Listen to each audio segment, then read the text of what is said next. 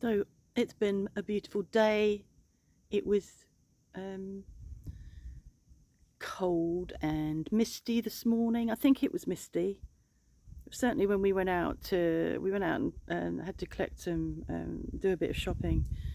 Um, I could see where the mist had been. You could see the mist, where it had burnt off and was sort of hanging around. But it's beautiful now. But that sun's just beginning to drop.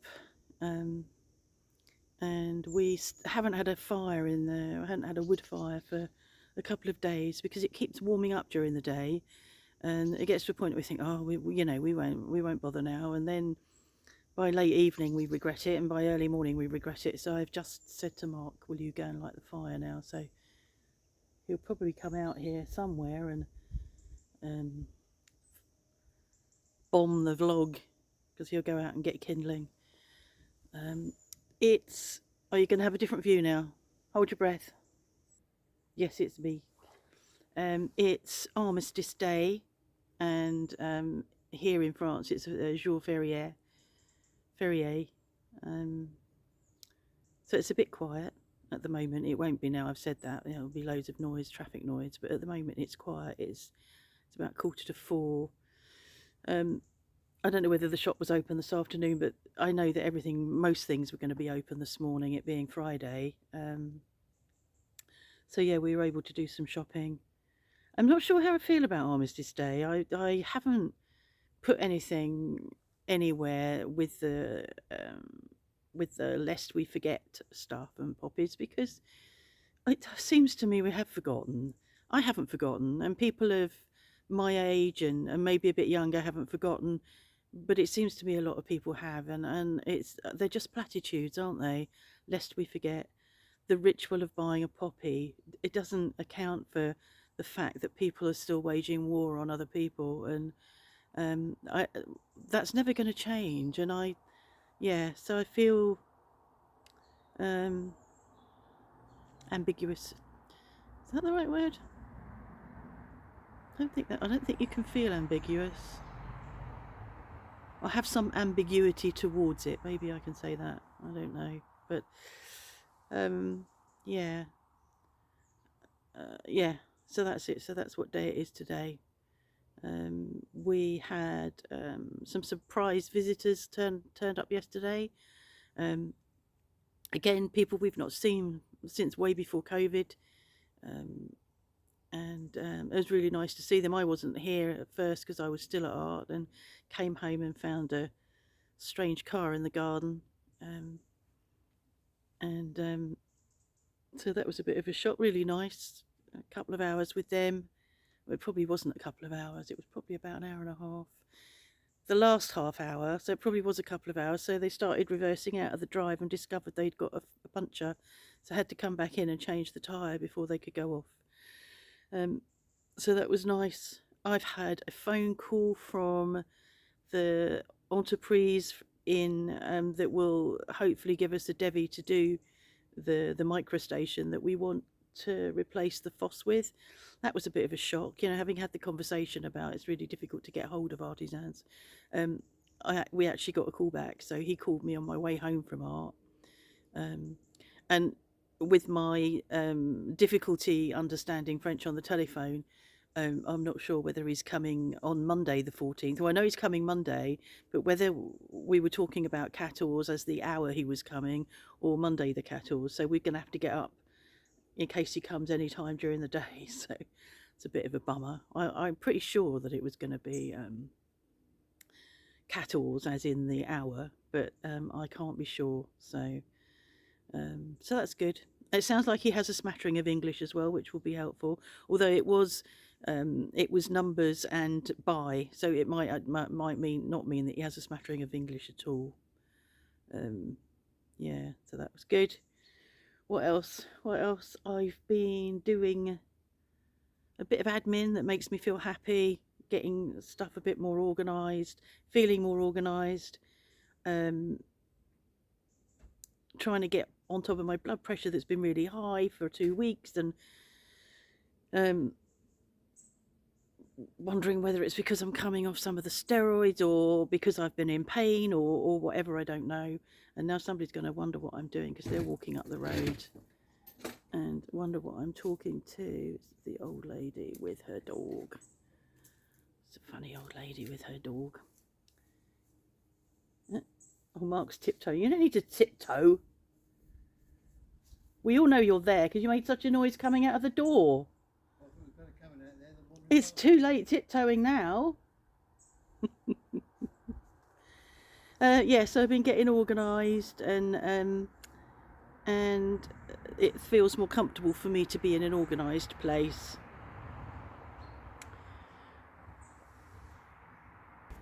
I'm going to have to move that. That is got the sun in my eyes. Better. We had our flu vaccinations yesterday morning, and we are on the list for our fifth COVID jab, and I no doubt that we will have to have a sixth before we go to Canada because it seems to be every 4 months at the moment.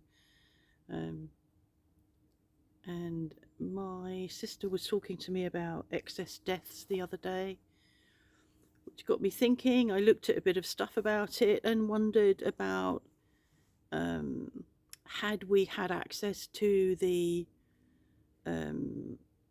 resources that we have nowadays, the internet and a massive resources that are sometimes good and sometimes not so good. I wonder whether had we had those resources available to us back when they were doing vaccines for polio and back in the 50s and the 60s, what those trials would have showed up, what would have been thrown up by that, what excess deaths, what other side effects would have been thrown up by that. Because I'm sure that any vaccines that when they first come out, there is an element of trial and error. Nothing's perfect, and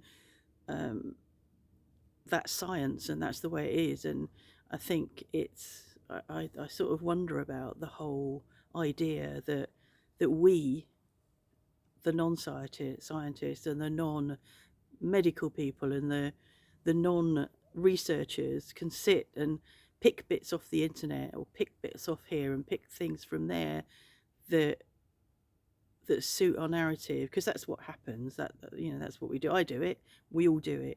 We all find stories on the internet or in the newspapers or on the news or whatever we watch that fits our view of life and reinforces our view of life. It's what we do. And again, I'm not sure how we would have done that in the 50s and the 40s. What you would have had, the newspaper that you bought, which you would have chosen the newspaper based on your outlook on life, I'm sure. And I think back then newspapers weren't as poisonous and as corrupt as they are now. You didn't have a Murdoch, you didn't have the Dacre brothers, although the Daily Mail back in the 30s was owned by a racist, anti-Jew owner, can't remember the name. So yeah, it's been going on and on, hasn't it? And we all try and find what it is that we want, what it is that we want to know, what we want to understand, and what fits for us. And I suppose that makes us feel comfortable. So I'm on the fence regarding COVID vaccines. I don't want to get COVID. It seems that it's not as bad as it used to be. It seems that the whole herd immunity type thing has begun to happen. But right at the beginning, so many people were dying of COVID.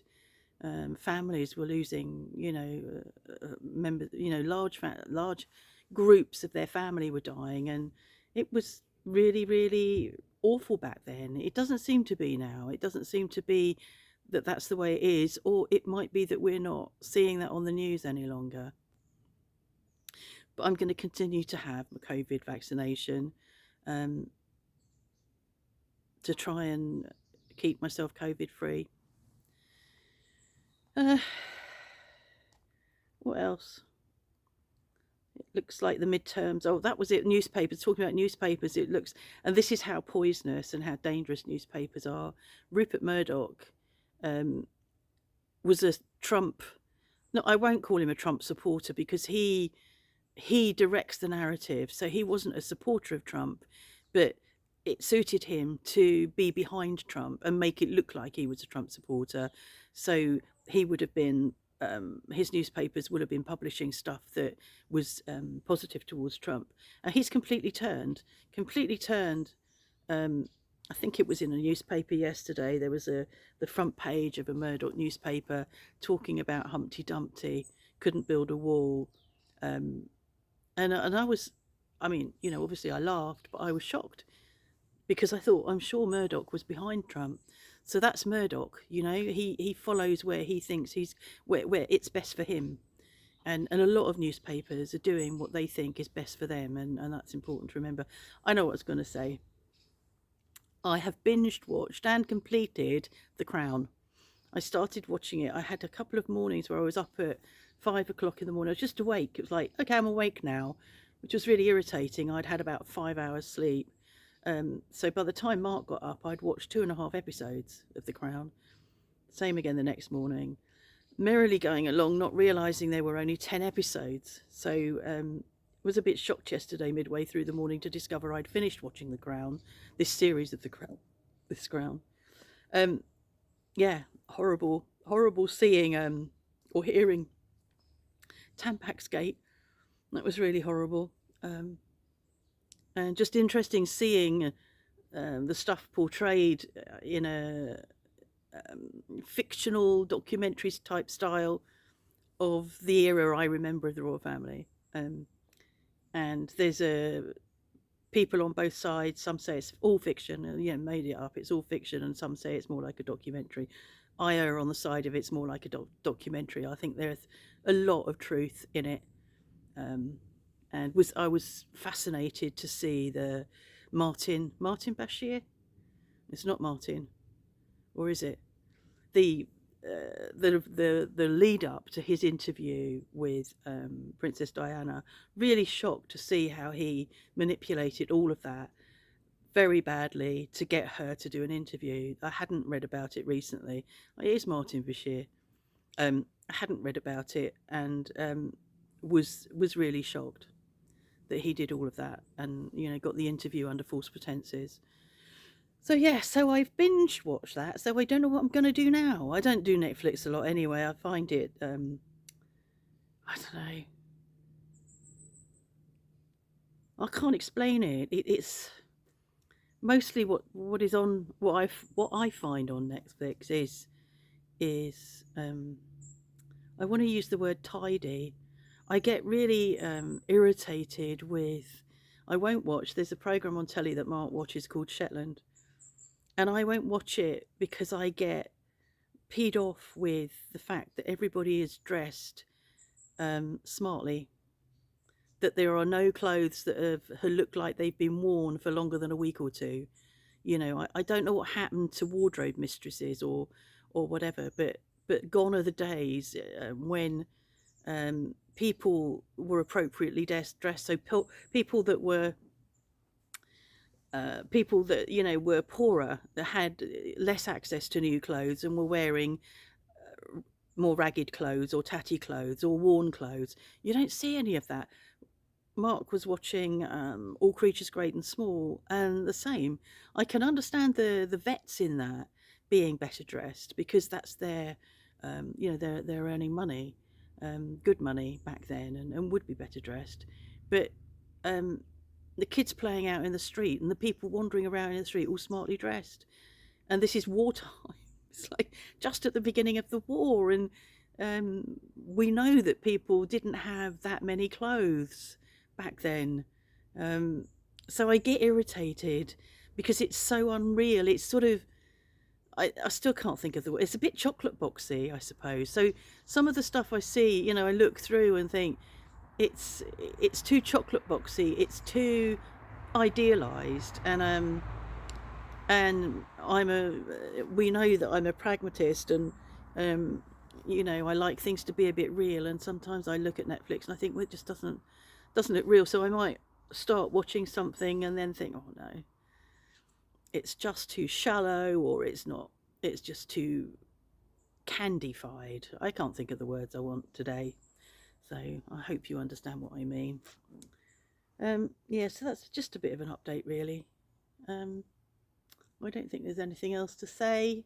I had a nice time, as you heard. It was noisy. It was noisy in that moment. A couple of times it was noisy like that. It does get a bit raucous. Makes me laugh. And I sort of say, okay, I'm going to do a video, and I'm not going to show your faces. I'm going to be discreet. And then you get people wanting to be on camera, and I'm holding the camera down. But there's the Cleo with her tablet of chocolate practicing her English.